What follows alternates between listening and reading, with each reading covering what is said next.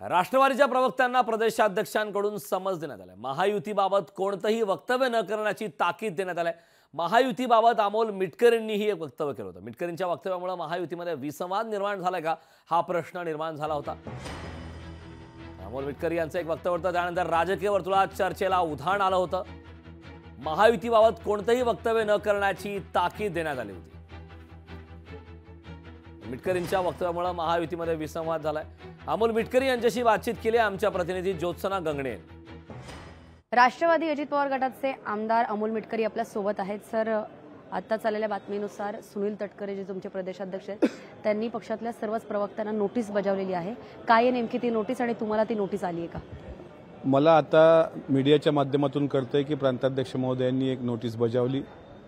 मला तरी अद्याप मिळालेली नाही, पण साधारण नोटीसचा मतितार्थ असा असेल की महायुतीमध्ये बोलत असताना साधारणपणे महायुतीचा धर्म पाळावा अशी नोटीस आम्हाला असेल की वादग्रस्त विधानं असू नये, आणि ते साहेबांनी प्रत्यक्ष फोनवर पण मला सांगितलेलं आहे। त्याच्यामुळे ती नोटीस मला मिळाली नाही आणि मी मिळाल्यानंतर वाचल्यावरच त्यावर बोलणं उचित राहील।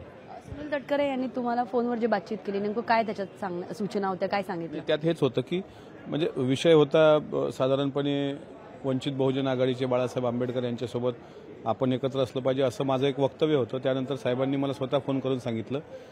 त्यांना सुद्धा चंद्रशेखर बावनकुळे साहेबांचं त्यांचं बोलणं झाल्यानंतर त्यांनी मला फोन केला होता, आणि फोन केल्यानंतर मी साहेबांना म्हटलं की ठीक आहे, मी याच्यानंतर पाळेल जे आपण सूचना दिल्यात त्या।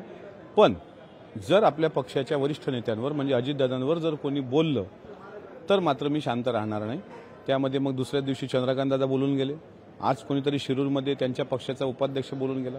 तर कोणी पण उठावन दादांवर बोलावं एवढा काही राष्ट्रवादी काँग्रेस पक्ष लेच्यापेच्या नाही, हेच मला सांगायचं आहे। आणि राहिला प्रश्न मी बोलल्यानंतर विधिमंडळ सदस्य प्रवीण दरेकर यांनी ज्या पद्धतीनं भाष्य केलं, म्हणजे एखाद्या विधिमंडळ सदस्याची अवकात काढणे, त्याची कुवत किती, त्याची अवकात किती, त्याची लायकी काय, म्हणजे एवढ्या खालच्या पातळीवर जर ते बोलत असतील तर त्यांना सुद्धा समज दिली पाहिजे।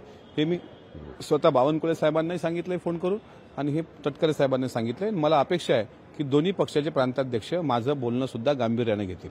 व्हिडिओ जर्नलिस्ट रोहितसह ज्योत्सना गंगणे, लोकशाही मराठी, मुंबई। लोकशाही मराठी, ऐका, पहा, जागरूक रहा।